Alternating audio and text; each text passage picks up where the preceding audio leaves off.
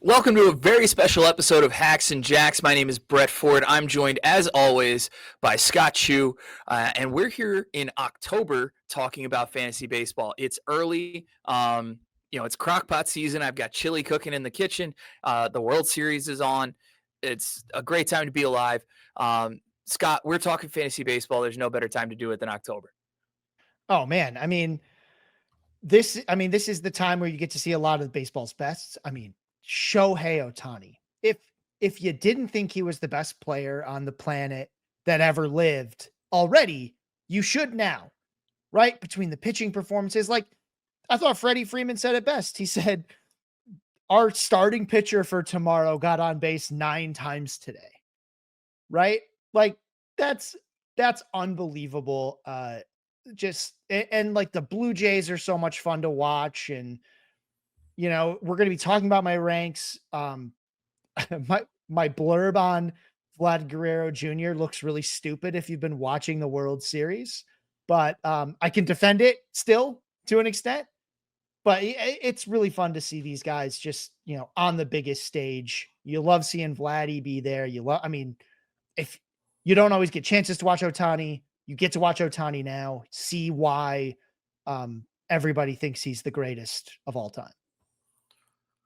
Yeah, and Ohtani is one of the first guys that we grabbed in our podcast, PL podcast mock draft. All of the Pitcher List podcasts each took a team in this wonderful mock draft that Nick put together for us.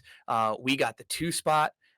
This is one of the things we're going to talk about, but we're going to use this more as a tool, not just to go over the draft pick by pick, but as a tool to talk about Scott's top 200 hitter list rankings for 2026, which was published on Tuesday, earlier this week. Monday. So yeah, it's extremely helpful, especially as we prepare for drafts early in the season. I'm sure if there's anybody out there like me who's been getting the itch a little bit after about a month removed from fantasy baseball season, I'm sure that those of you like me have been checking NFBC and seeing what's on the market and seeing what's available and kind of just trolling around there, seeing what's out there. But no better time to take a look at a mock draft than right now, for sure. So let's jump right into it. We had the 2nd spot, and that was a spot that we chose.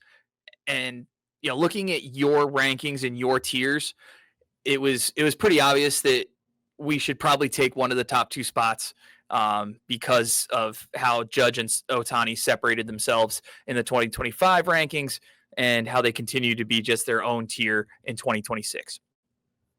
Yeah, look, what we're going to talk about, the first few rounds are extremely deep with talent, right? I think a lot of people in the 2nd or 3rd rounds of their draft are going to be like, I can't believe I got player X here. I think there's going to be a lot of people feeling that. It's going to be true for the first 5 or 6 rounds. You're going to be like, I can't believe a player of this caliber is still here, because there's a bunch of players of that caliber. There's a lot of very, very good baseball players right now. The top talent in MLB is very, very deep. But talking about Judge and Ohtani, I think there's just such another level to their game, right?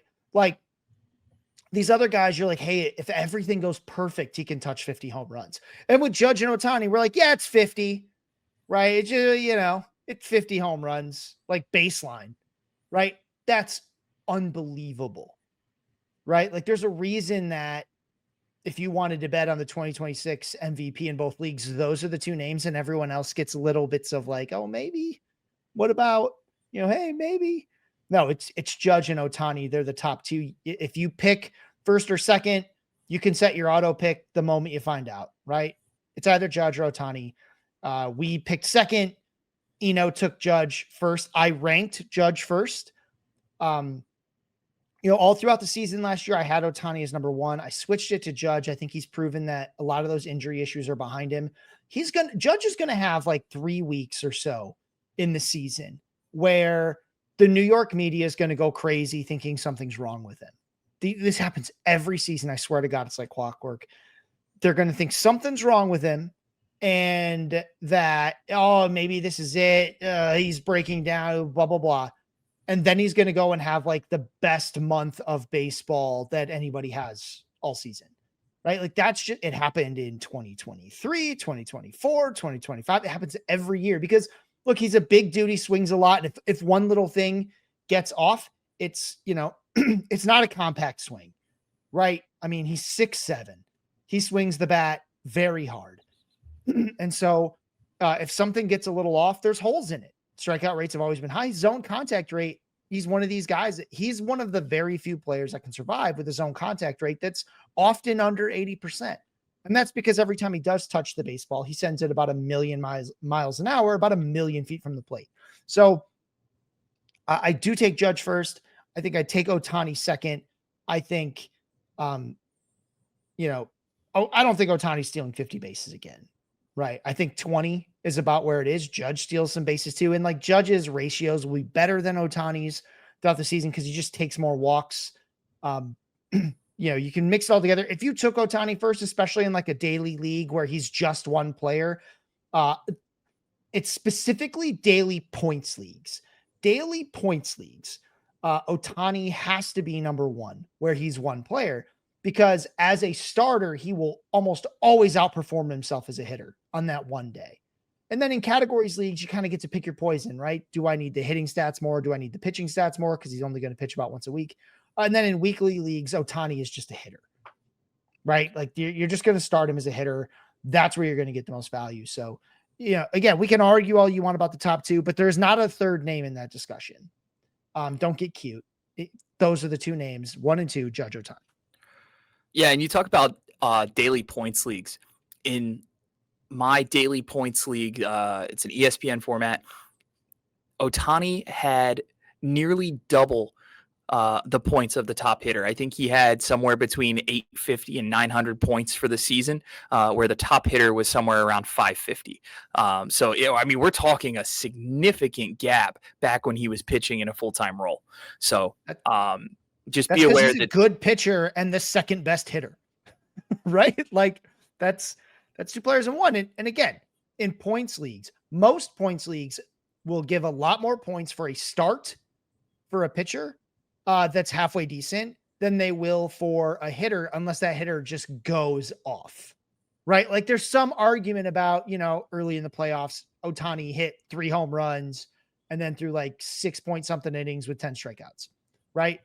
At that point, you're like, actually, they're both really good. Settings matter, but for the most part, the pitching will take over. So in daily points leagues, Ohtani's the number one by 1,000,000 miles, where he's one player. Everything else, I think I take Judge.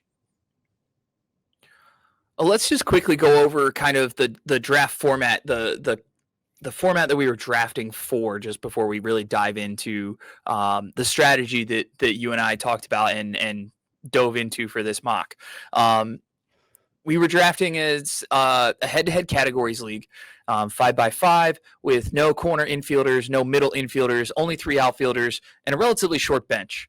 So I know one of the things, Scott, that we talked about was to wait on pitching.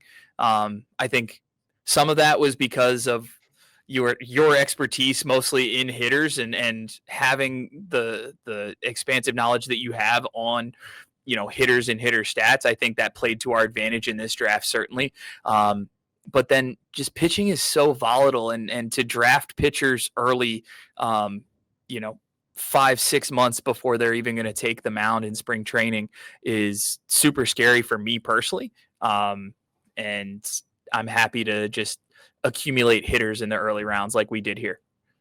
Yeah. Well, so number one, we picked second. And as much as I love Scooble, Skeens, and Crochet, there's no way I'm taking them second, right?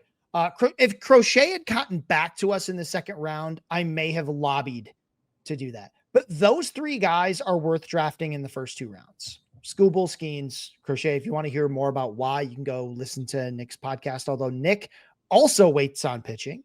And the real reason for that all the way down is hitting is crazy deep at the top, right? It gets real shaky, like I call it deep because the first 5 rounds, 6 rounds are players you feel awfully good about, right? Like Corey Seager's in the 6th round here. Alex Bregman, Vinny P, Jackson Merrill, Wyatt Langford. Like, these are all guys that went in the 6th round, right? 5th or 6th round. So, like, yeah, no, sorry. 6th round is like Jeremy Pena, Josh Naylor, Seiya Suzuki, Brent Rooker, players you feel really good about.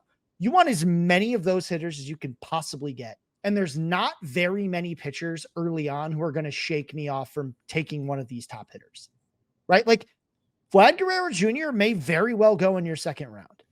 He went like late 2nd round in this one. I think that'll change, but like, you want those hitters. The top tier of hitters is amazing. The middle tiers of pitching are also very good, right? There's a lot of very good pitchers that are still going to be available later on in drafts. We're talking like, a lot of young guys like Chase Burns, Nolan McLean, like those guys are all available later. Blake Snell's available later. Joe Ryan's available later, as in later than the first 5 or 6 rounds. So go get hitting.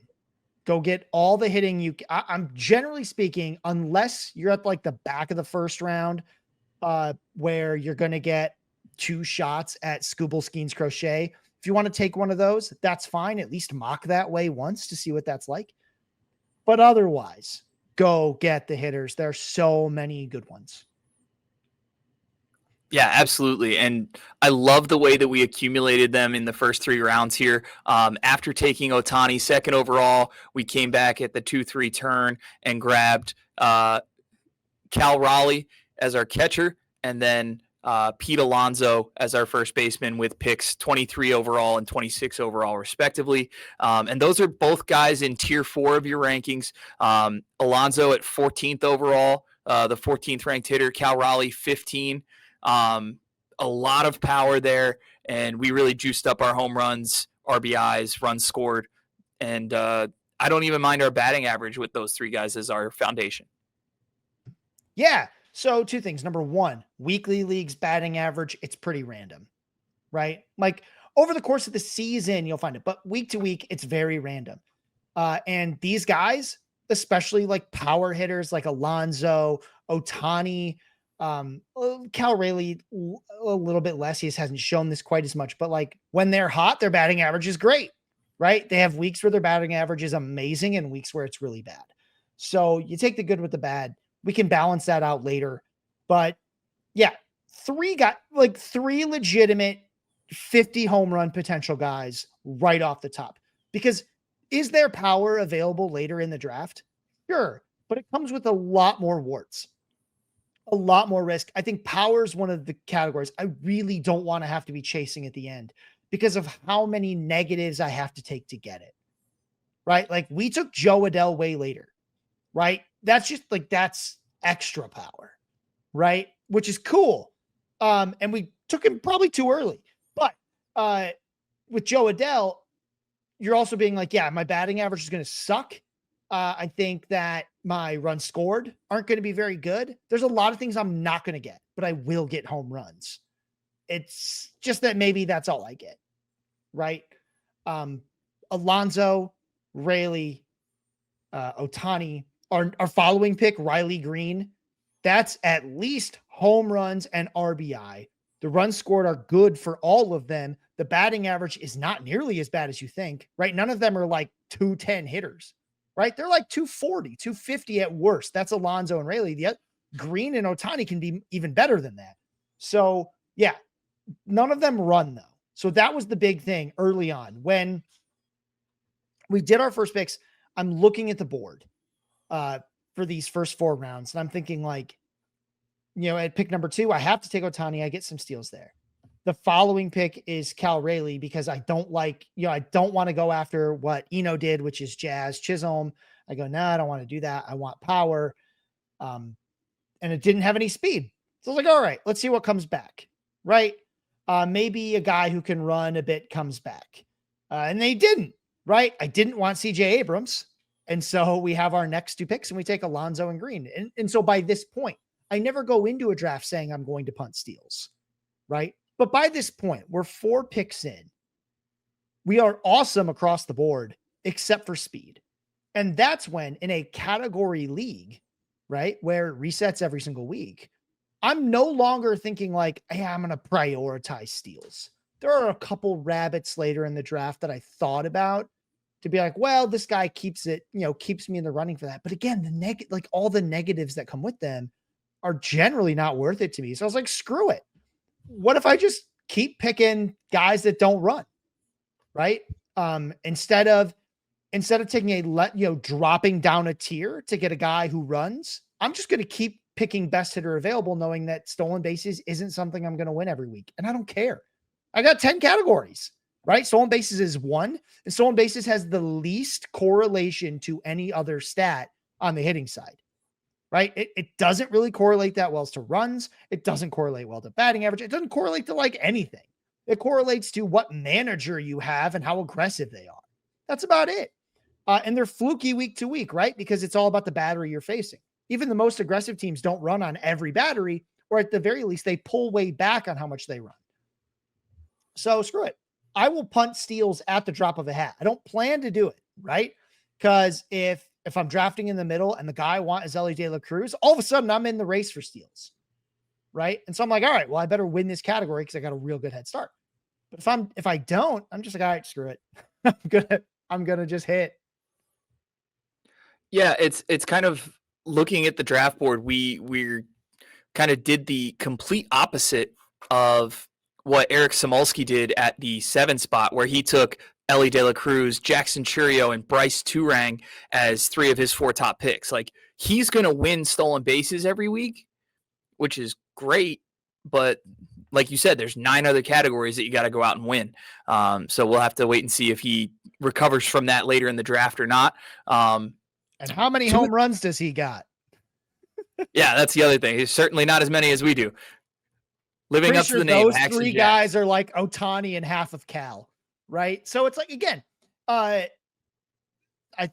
guys combined probably have a better batting average, and Manny Machado hits home runs, and I think he does a good job finding some power later. It's not elite power, but there is power he finds later.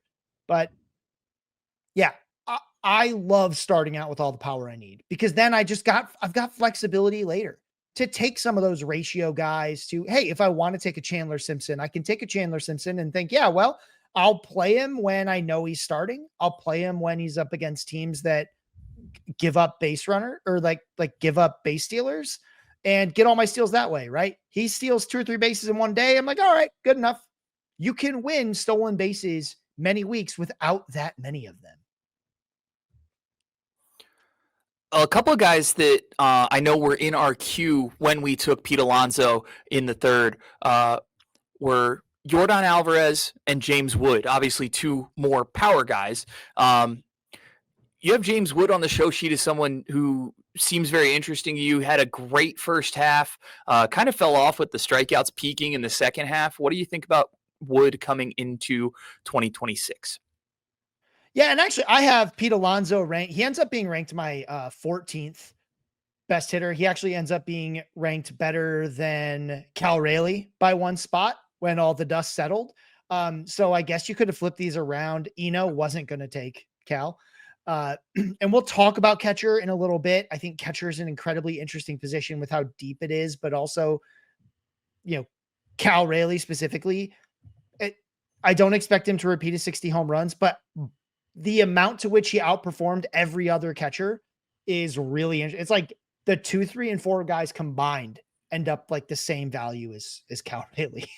So yeah. So with, looking at Pete Alonso, it was easy to take him.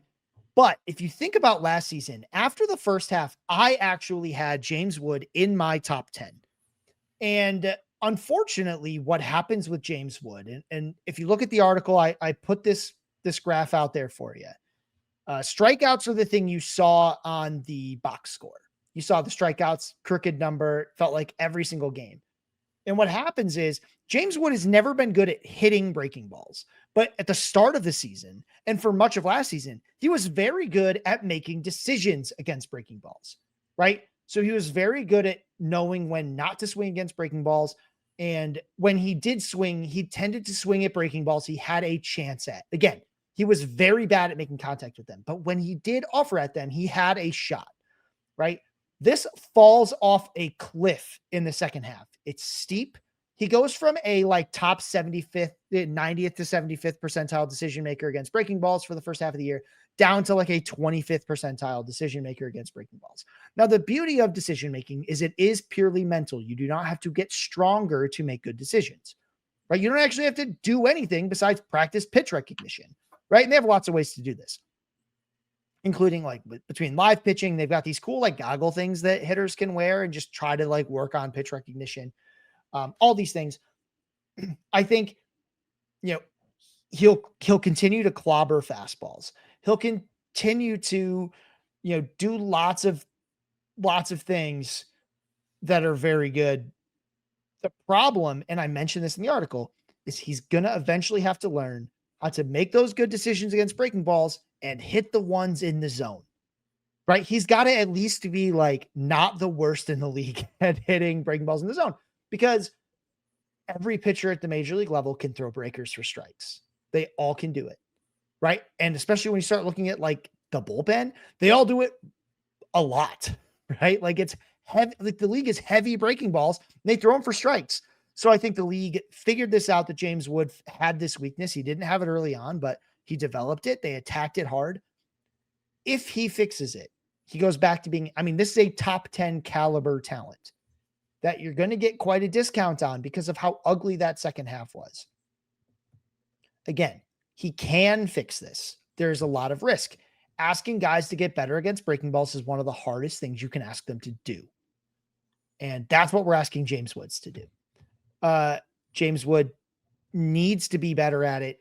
We hope that he can. And if he does, the payoff is enormous. And if he doesn't, he ends up, he won't earn a third round value if he doesn't fix this problem, but he will certainly be better than he was in the second half. I think ultimately, if he doesn't fix it, he turns into more of like I'm trying to think of a good example, like a Teoscar Hernandez type, like streaky power, except he walks more, right? He takes a lot more walks, but he'll be stuck as this like low batting average, high OBP slugger who has big, ugly slumps because he's off on breaking balls. So I think that he's a really interesting gamble because you got to do it pretty early.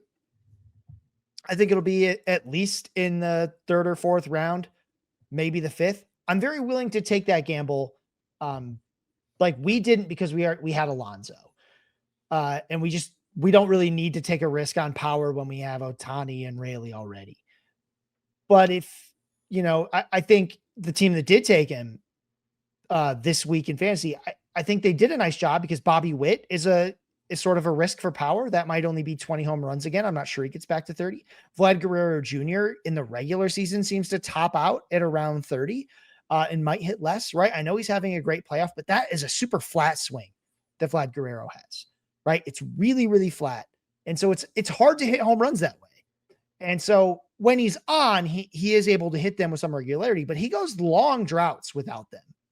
He still hits 300, but he doesn't hit the home runs. So I think it was a very interesting gamble for that team to be like, we could go over the edge with power here. And we already feel amazing about our ratios with Witt and Vlad. So it's a perfect risk for them. So yeah, like these are the kinds of things that you really have to be thinking about. It's like, not only is he a risk, but is your team in a place to take that risk? And again, that's why I thought This Week in Fantasy had a great opportunity there to take him. And they did. We didn't need that, right? Especially because I ranked Alonso higher. But again, just a lot of very interesting thought processes to have at this point in the draft. We'll take a quick break. When we come back, we'll look at some of the middle rounds of this mock draft and talk more about Scott's top 200 hitters list after this.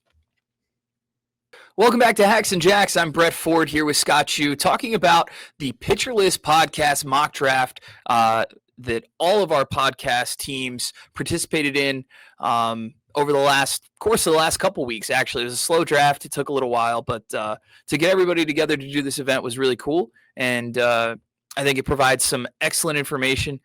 And we're pairing that with Scott's top 200 hitters for fantasy baseball We're pairing that with Scott's top 200 hitters for fantasy baseball 2026, an article that dropped earlier this week. Scott, we talked about our huge power start with Shohei Ohtani, Cal Raleigh, Pete Alonso, and Riley Green. In the 5th round, we took Jacob Degrom to just give us that one ace to start our staff. And then we came right back in the 6-7 turn with more power with Josh Naylor going in the 6th round at 71st overall, the 11th pick of the 6th round. And then Austin Riley finishing off our turn, the 2nd pick in the 7th round, 74th overall. Nobody is going to hit more home runs than this team, assuming everyone stays healthy. Yeah, I mean, that's a fact, and that makes me happy, right? It's really hard to not do well in a league when you win home runs, right? Actually, the stat that's most correlated with doing well, if I recall from some research they did a while back, is runs scored. For whatever reason, runs scored had the highest correlation to like where you finished in a league. It's not like a completely direct correlation where if you win runs, you definitely win, but you win runs usually because you have a bunch of hitters that hit in the top third of a batting order on a good offense. That's how you win runs. And that means you probably got a bunch of real good hitters.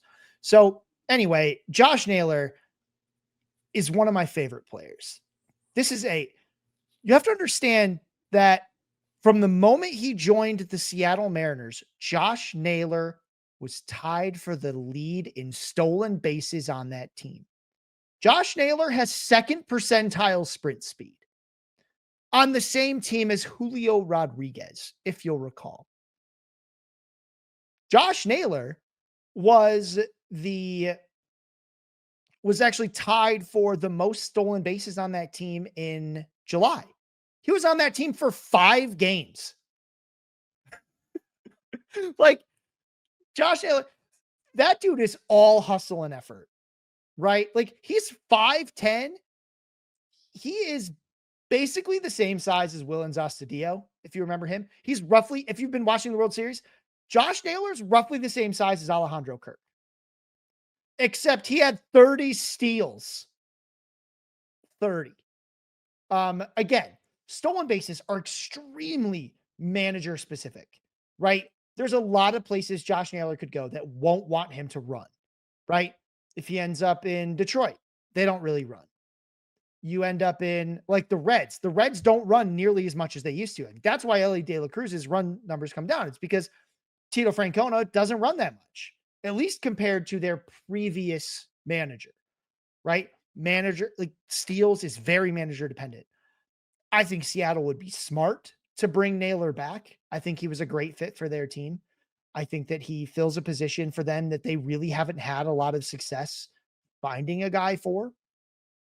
I think that I'd love to see him steal 30 bases again, right? Like, chubby dudes can run, man. Like, it's a beautiful thing. But anyway, I love, even if Josh Naylor doesn't get to 30 bases, I think there's a lot of teams he could get back to 15 to 20, right? He's just good at it. He was not caught often at all, despite he's not fast. Every single one of those steals came with a dirty jersey, right? He was not getting them standing up.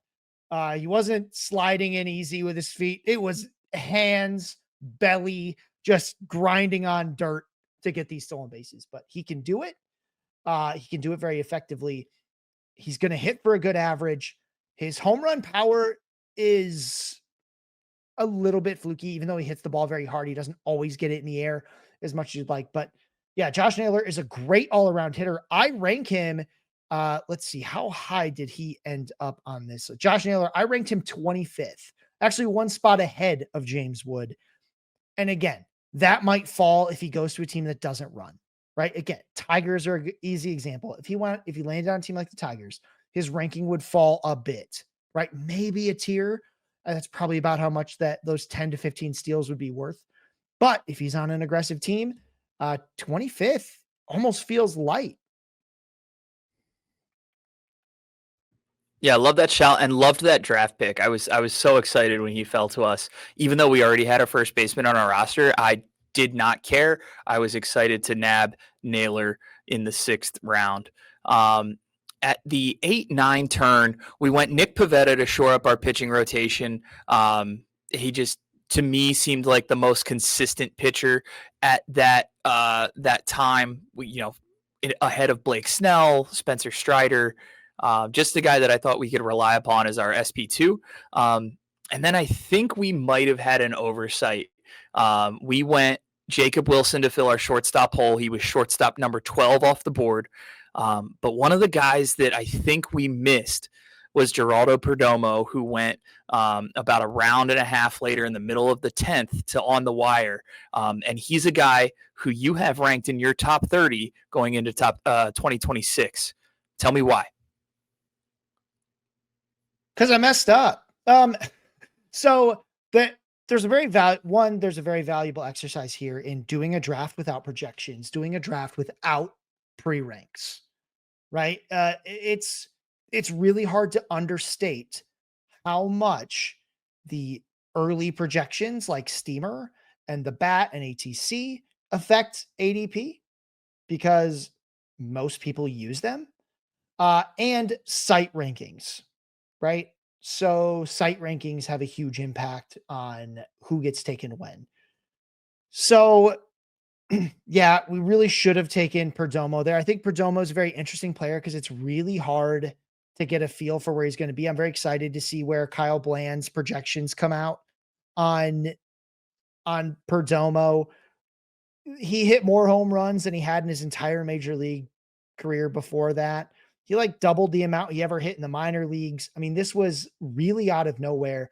The other thing with the Diamondbacks is like this offense is not deep, right? Unless they bring back some guys, this offense is not deep. It is Geraldo Perdomo, Ketel Marte, Corbin Carroll, and a bunch of question marks, right? We saw this at the end of last season. They weren't that good. So any downturn from Geraldo Perdomo is going to hit hard, right? Now, luckily, he should bat first. He should do it right in front of Corbin Carroll and Ketel Marte and score plenty of runs. But like the RBI totals are going to be ugly if this is how the team looks heading into next year. I don't think it necessarily will be, but there's no depth, man. The bottom of this lineup is terrible. So unless some young guys really turn it on quick and some other guys become something they've never been in the past, there are some question marks. But again, we definitely should have taken him there. I like Jacob Wilson. I think he was incredible to start the season and then faded a bit. So I think a lot of that is due to his injury and then just not playing for a while. For a rookie, that's really hard to rebound from. I think he'll be an excellent source of batting average, like an elite source of batting average. I think he'll score plenty of runs because guess what?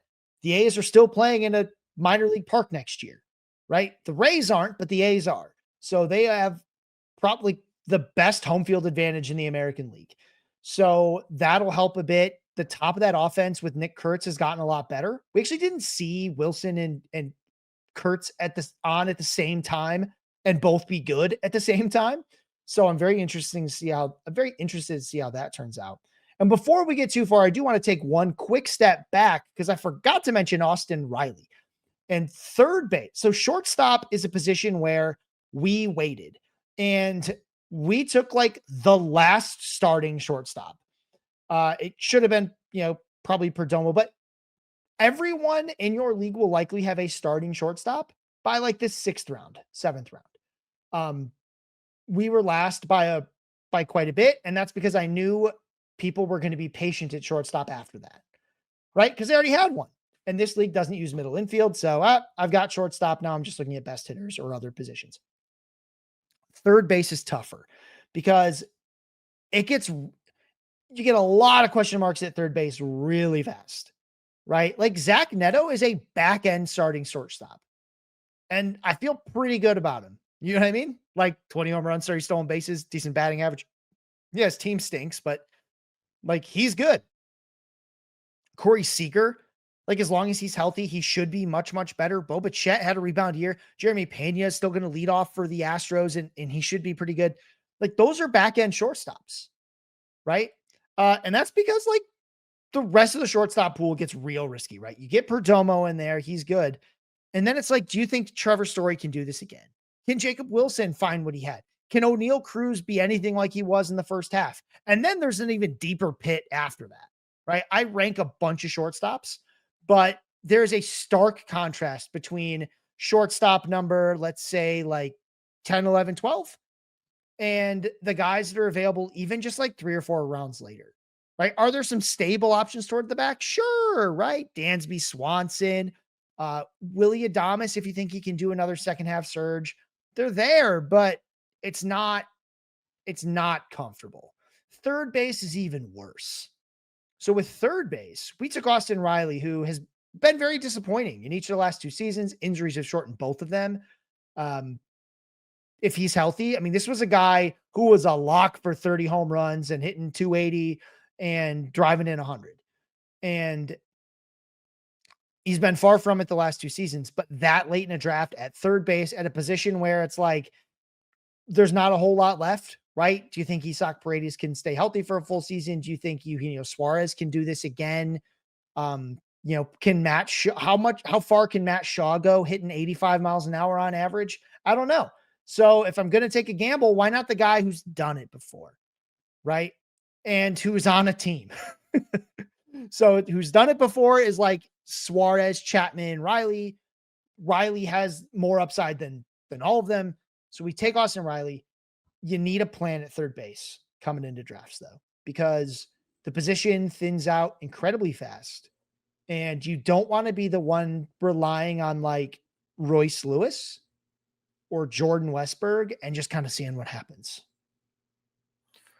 Yeah, I was thrilled that we got Riley as late as we did. I thought that really I could see him being ranked up near Alex Bregman, who went 2 rounds prior.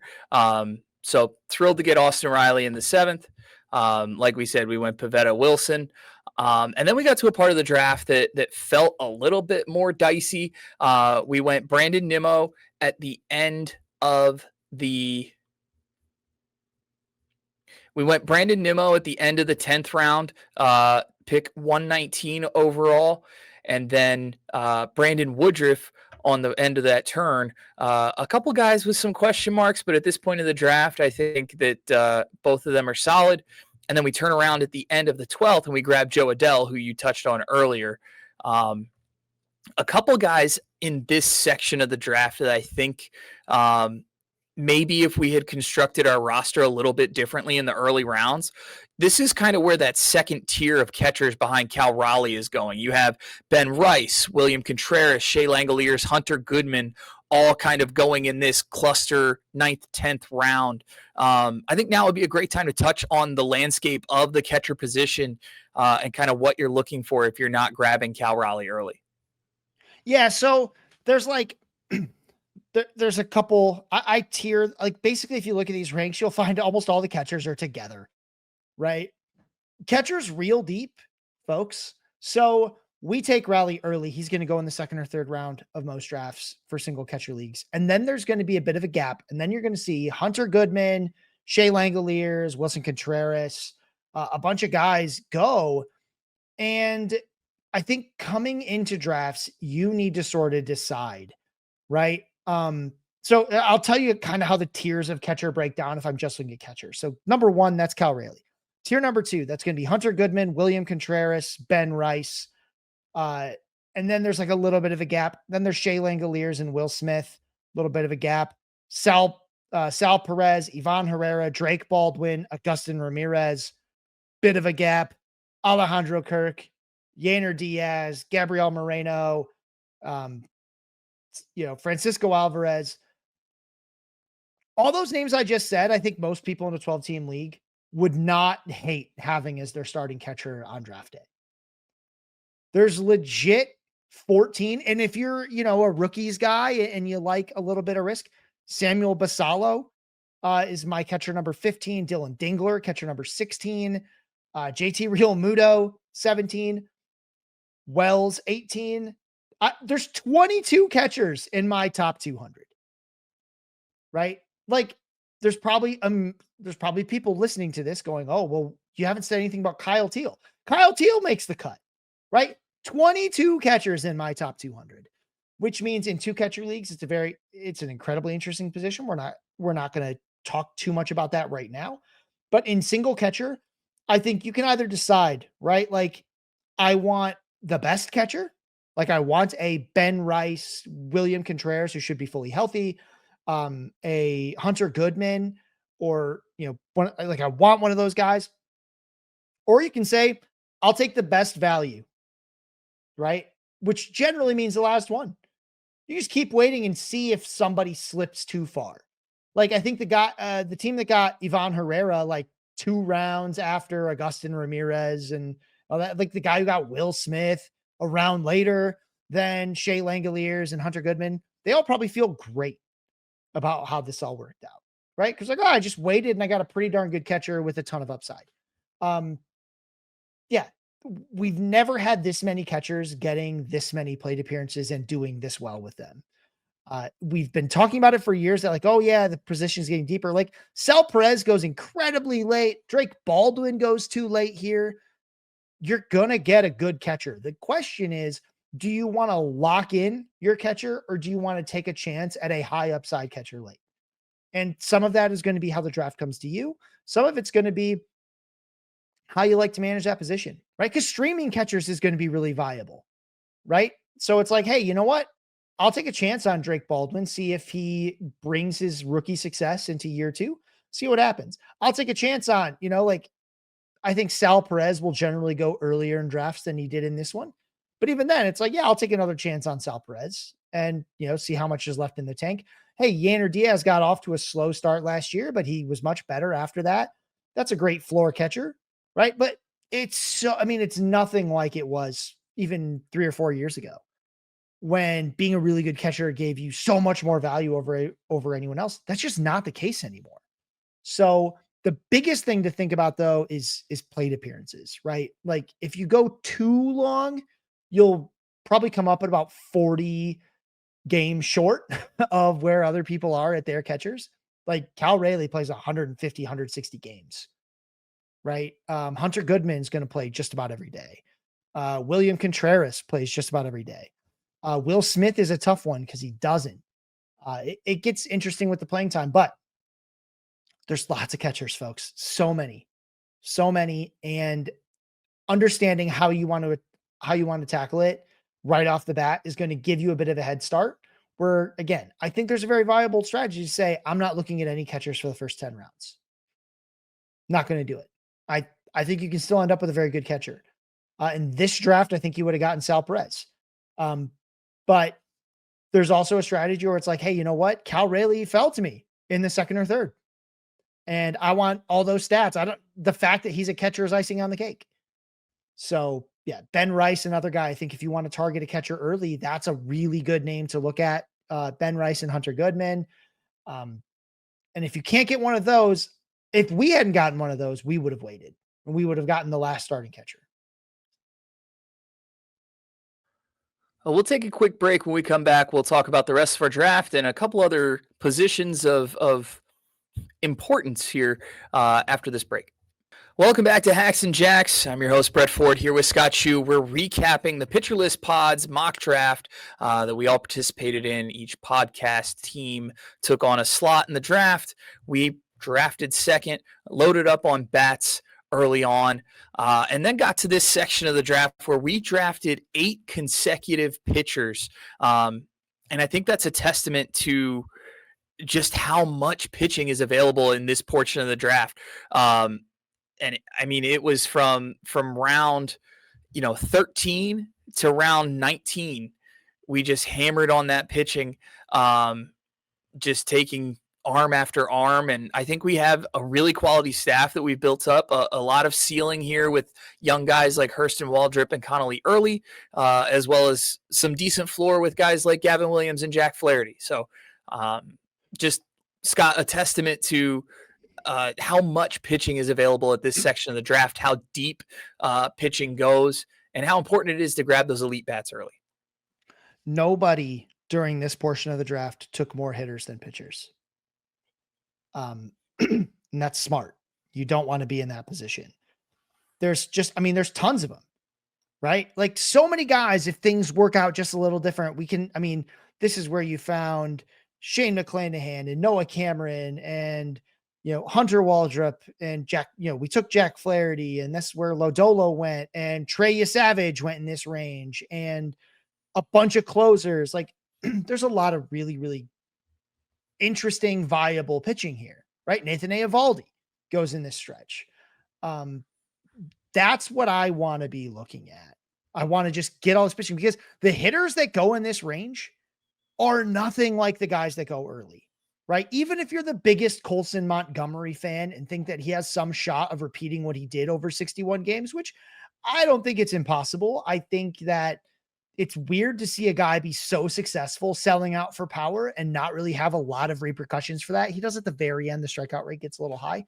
I'm interested to see how pitchers sort of adjust to that. And like, I like Taylor Ward. He's very streaky, but he's got upside. But like, these guys are not close to what you get early in the draft, right? So that's why you want to hammer those pitchers because their upside just isn't the same, right? Ian Happ is a fine hitter. His upside is pretty limited, right? Lewis Robert Jr. has a ton of upside and the floor is abysmal, right? We've never seen Jonathan Aranda or Noel V. Marte put it together for anything close to a full season, right? These are the guys that are available at this time. And I'm out, right? I'd rather just take more pitching. So I think that works out really well for us. And then we're just like, all right, we need 3 more hitters. We still don't have a second. By this point, we still don't have a second baseman, not a 1, right? And that's a little bit by design, just because second base is horrible. It's a very, very challenging position to get through because it is just dying for top end talent and there just isn't much. So I do rank 4, let's call it 5 second basemen in my top 51, right? Jazz Chisholm, Bryce Terang, Michael Garcia, Ketel Marte, Nico Horner. I think, I got a couple comments. They felt Marte was too low. A lot of that is because I'm concerned about Arizona. But we'll see how it all goes. But yeah, after those guys, like, you're already talking about risks. Jordan Westberg at 75, Jose Altuve at 76, Jackson Holiday, who I think is really interesting, who made a big step forward against breaking balls in, really throughout the season. By the end of the season, he's actually one of the best decision makers, one of the best power, and one of the best contact guys against breaking balls in the league. So I think that we might, even though his actual power faded, I think that improvement against breaking balls gives hope that maybe there's that second half breakout. How much do you trust Brandon Lowe, who's not on the Rays as of today, right? Probably will be by the end, but we don't know.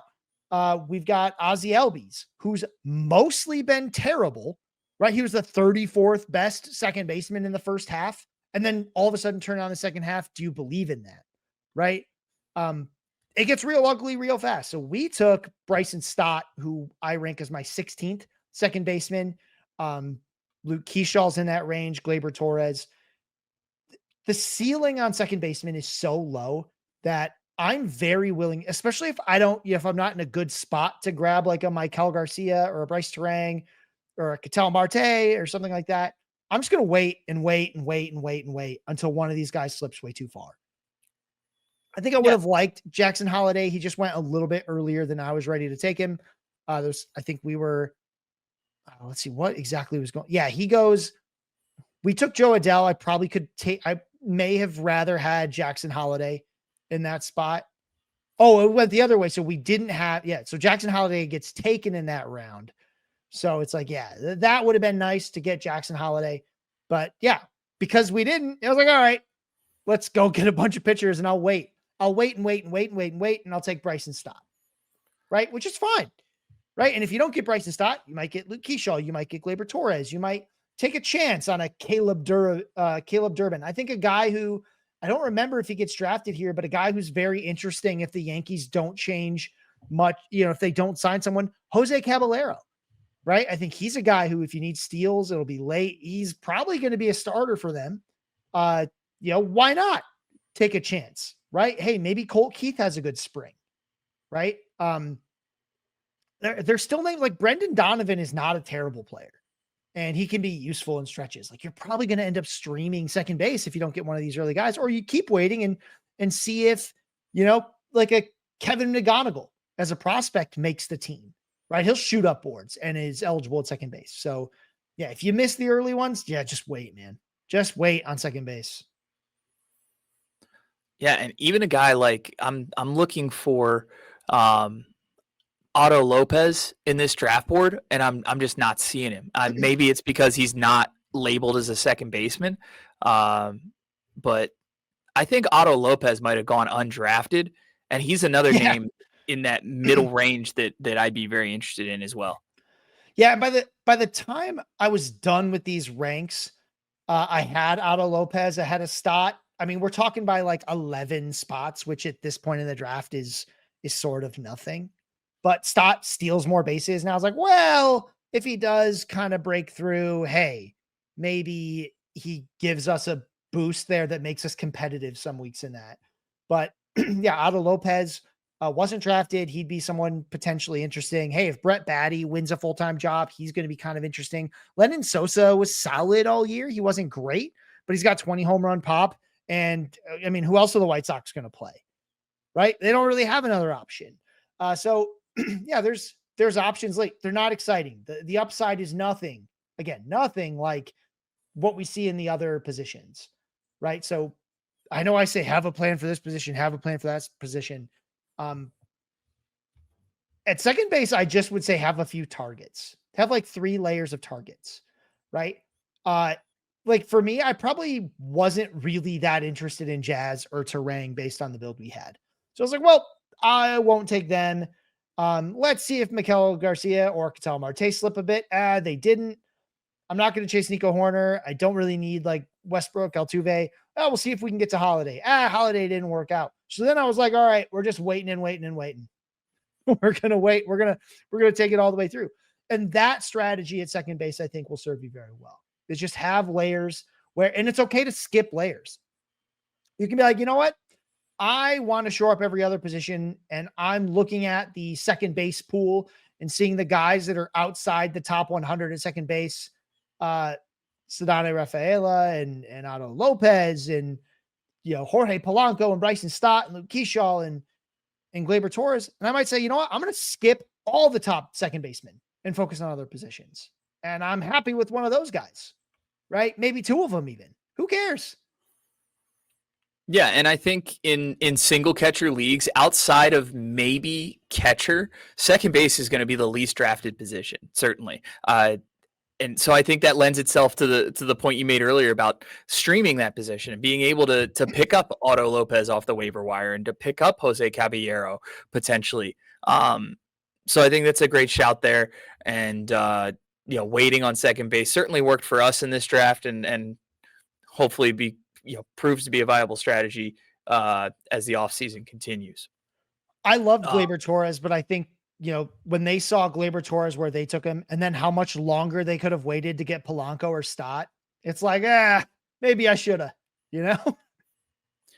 And same thing about, for me at least, Luke Keyshaw. Like I love the idea of what Luke Keyshaw could provide over 160 games if he stays healthy. But I think the 12th round where he went is just too early. Yeah, your brain remembers how great he was at the start of the season and how great he was when he first came back. It doesn't remember that he really fades after that. So, Luke Keyshaw does not perform consistently at all to end the season. And it's as pitchers get more looks at him, right? So he ranks a bit lower. He, like over the last, sort of chunk of this, his final 37 games, it's an 85.1 mile per hour average exit velocity and a 3.4% barrel rate, right? The power's just not there. All that power happens like right away, and then it just fades completely.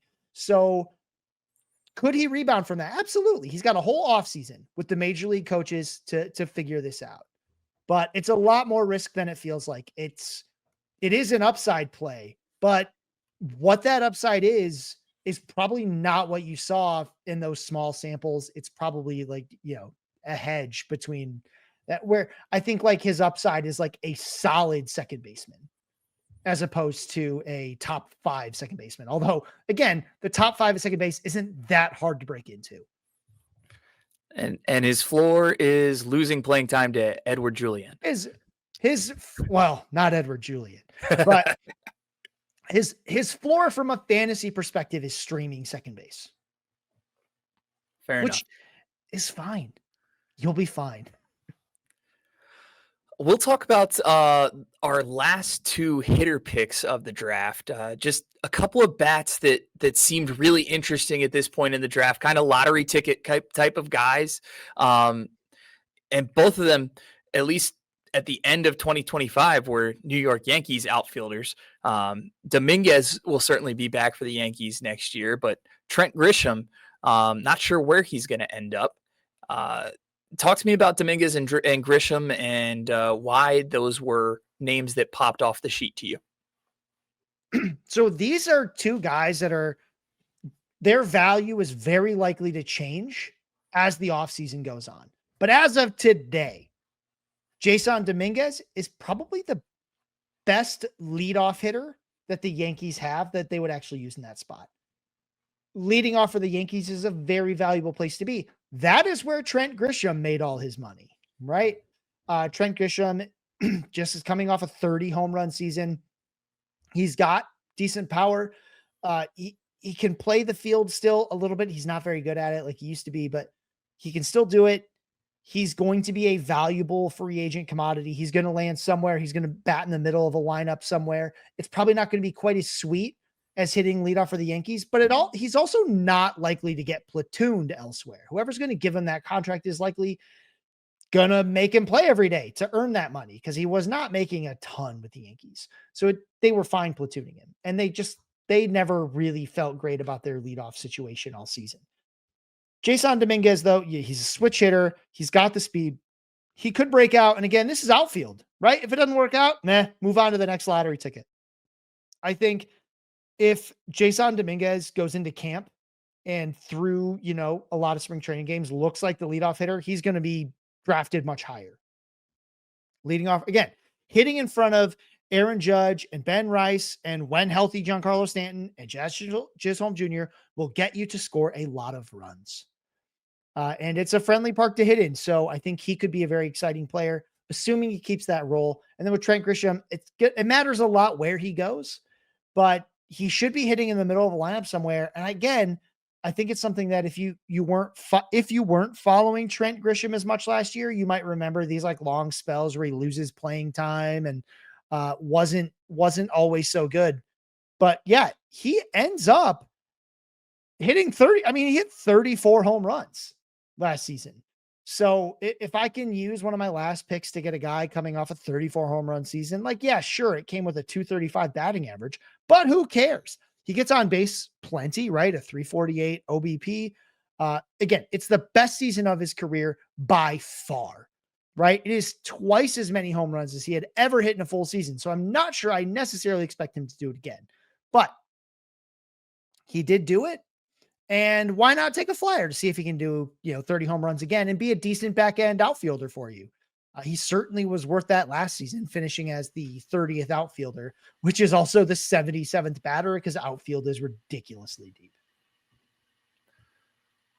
Looking through at the other teams of this section of the draft, are there any bats that you saw go off the board that you're like, okay, yeah, I understand that pick, or that's another a bat that might interest you, maybe later on this draft season?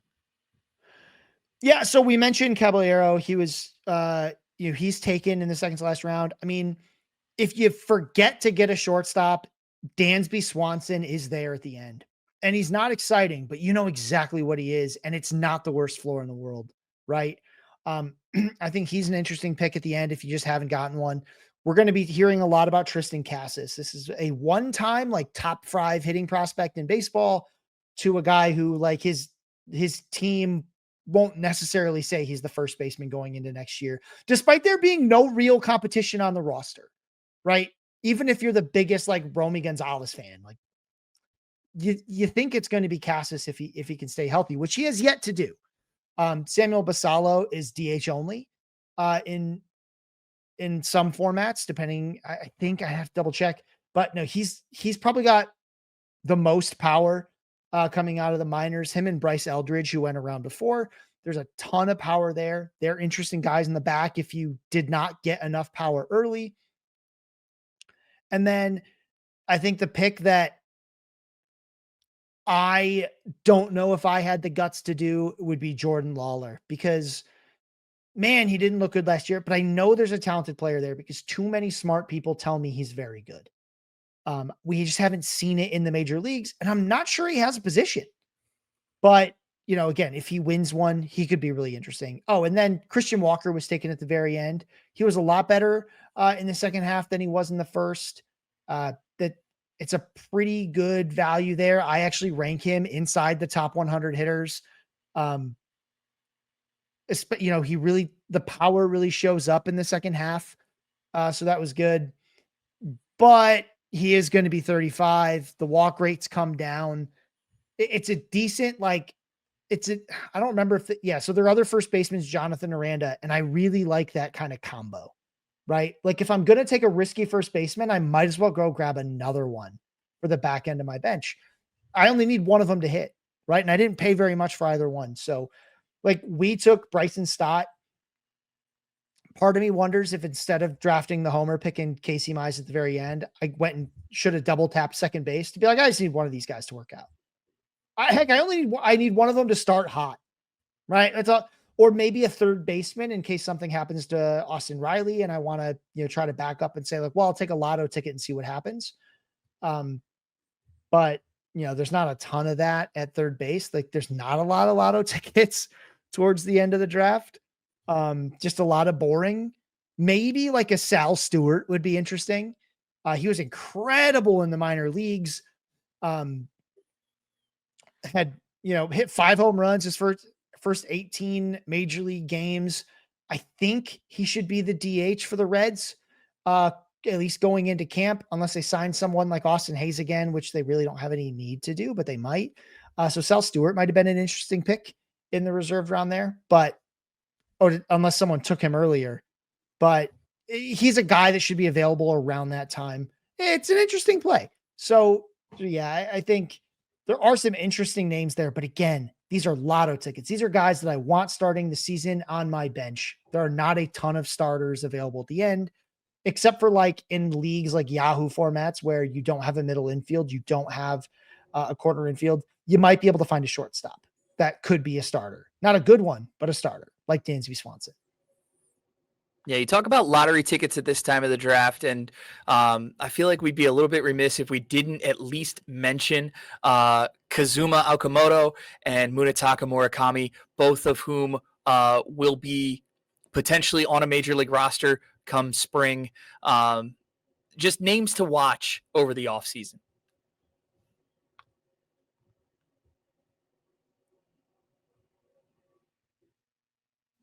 Sorry, I could find it. Yeah, no, and I ranked Kazumoto, and if you read the blurb, I actually kind of say I could have ranked either of them. I just chose not to rank both of them. We don't know exactly where they're going to play. I think Okamoto could be a 20 home run guy if things go really well, but that transition from Japan is really difficult. Murakami is another guy who, again, neither of them have amazing comps. I think both of them might struggle to hit for power. I mean, most guys from Japan come over, they do struggle to hit for power unless their name is Shohei Ohtani. So it's tough. It's just such a different league. The pitching is so different, and just going to a place where you don't know the language, and there's not a ton of players who do. It's one thing to come from a Spanish speaking country, because there's a lot of players who speak your language. If you're from Japan, you just don't have that, right? And actually, you sort of find that Japanese players go to where other Japanese players are, right? Because you want one person to be able to understand you besides your interpreter, because we know where that can get you, right? Having one other guy on the team who speaks your language, it helps a lot. So I don't necessarily think that the Dodgers are going to go after these guys, but they could be interesting, but not as starters. I don't think you want any. They are lottery tickets at the back to see if they end up being decent. And that's kind of going to be the cap. Neither of them have top 50 player upside, but do they have top 100 hitter upside? They might. They might as like safe plays at, third base or whatever. Well, especially if either one of them comes over and plays second base. I don't know if either one of them could as third baseman by trade, but who knows? We'll see. Like you said, lottery Yeah. tickets for sure. Yeah. Why not? Right. I mean, second, unless you're the Pirates, second basemen aren't drafted, they're converted, right? Your second basemen are mostly shortstops and third basemen who don't throw it hard enough. That's the vast majority of second basemen in the major leagues. Or they're shortstops and third basemen who are blocked, so they become second basemen, right? So that could happen, and that would help their value tremendously because you don't need upside to be a good second baseman. Most of them don't have that anyway. Well, is there anything else that we didn't talk about that you wanted to address before we close out for the episode? I would say I was stunned at how deep first base looks. We've talked, I talked about shortstop a lot. The number of guys who are eligible at first base that I ranked in the top, I ranked 20 first basemen in the top 100. Right? And it's a legit 20, right? Sure, two of them are catchers, but the rest are first basemen, right? There's a lot, especially at the top. I've got 10 of them in the top 50 with Freddie Freeman being hitter number 50. Michael Busch is right after him at 52. Vinny P 58. First base is crazy deep. And we sort of felt this happen early last season. That trend has continued. A lot of those guys stayed relevant. So I'd be remiss if I didn't mention that while shortstop is often talked about as the deepest position, I would argue that first base is equally deep. Well, thank you so much, Scott, for taking the time not only to talk with me on the podcast, but to help me through this draft. It was a lot of fun.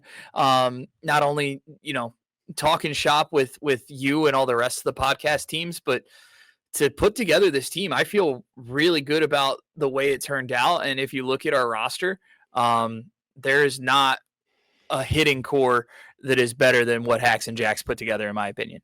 It was a lot of fun to kind of go through some of these motions. And again, probably the most interesting bit is that none of us have any idea how anyone is ranking anything, right? That's a very different environment. So if you are an early drafter, that is the advantage you get in early drafts is you're not all using the same stuff. In fact, none of you are really using the same stuff, right? Whereas the later you draft, the more information is out there, the more likely everyone is looking at a lot of the same things you do. So it's fun to do this now. It's also fun to watch a strategy take shape, right? So yeah, and I think it's an exercise where I'm not necessarily saying everyone should go and try to do rankings at this point in the season. You'll drive yourself nuts. I did. It's really, really difficult to do it without projections and all that, but it's at least valuable to look at some of that stuff. And if if you read the top 200 and you think, oh, hey, this doesn't make any sense. You're way too low on this guy. Number one, you might be right. You know what I mean? Not working on a lot of baseline here. I'm doing the Nick thing. I'm kind of just going by, my evaluation of these players, how they finished the last few years, what kind of upsides they have, things like that. But it's a good exercise to see how do I feel about players before projections start telling me how to feel. And if you don't think projections change how you feel, you're probably not understanding just how much they change everything. Every ranking you see pretty much, I mean, maybe not Knicks as much, but they start with projections. The vast majority of hitter rankings start with projections. And so thinking about these players before those come out and maybe even doing an early draft just to kind of see how it plays out. That's where you can get some of the best values and also some of the worst picks. You'll look back at it even before the season starts and be like, man, that was a bad risk. I'll certainly would rather do that in October, November than in March, April. But Scott, it's been Quite a blast talking about this. Remind the people where to find you and your work. Yeah, so obviously you can find my top 200. A top 300 will come out in February, early February, around the Super Bowl is when we release like the big ranks for the coming season. So I'll be getting some help from Nate Schwartz, who does the AMAs with me, to write out some of that stuff. But I'll be doing the ranks. That'll be on February. You can find this one over at pitcherlist.com. You can also find me on Blue Sky, Scott Chu at pitcherlist.com or .pitcherlist.com. I forget exactly how the format goes. And you can find me on Twitter at if the Chu fits, if the CHU fits. If no other reason to read the top 200, it's that I give a blurb to every single player in that top 200, and most rankings don't do that. So I give you very specific reasons you can disagree with me and throw them back in my face. And I enjoy putting myself out there like that. So if nothing else, check it out. Even if you just want to say, like, what does he think about this player? I'm not telling you should agree with me, but I did try to provide an opinion on every single player that is ranked, and I'll do it again when the 300 come out. Beautiful. And as a reminder, you can find me, Brett Ford, at Fade That Man on social media. I am very active in the Pitcher List Discord. This time of year, I'm working with QBlist.com, Pitcher List fantasy football sister site. So check me out over there. Every Monday morning on the fantasy football subreddit, we post the What We Saw column. It's an aggregate of all the analysts that watch football games for us and just kind of take the stuff that's not in the box score and put it on paper so that you can make actionable insights for your next fantasy lineup. So make sure to check out QBlist.com if you haven't, if you're interested in fantasy football. And of course, we'll be back at some point during the off season with more hacks and jacks. Eventually. I'm looking forward to it, man. It's about this time. I think we talked about this off the pod. It's about this time of year where I start to get the itch for fantasy baseball again. It's been about a month removed from it, and August, September sometimes can be a drag, especially if your teams aren't doing great, which seems to be the case for most of my roto leagues. But then October, November rolls around, and you're like, man, I could really go for a fantasy baseball draft right about now. Yeah, and this is about the time my fantasy football teams are being eliminated from contention. So it all works out really well. Timing of things works out. That's right. Well, for Scott, I'm Brett. Thanks for tuning into Hacks and Jacks. We'll see you next time. See you later.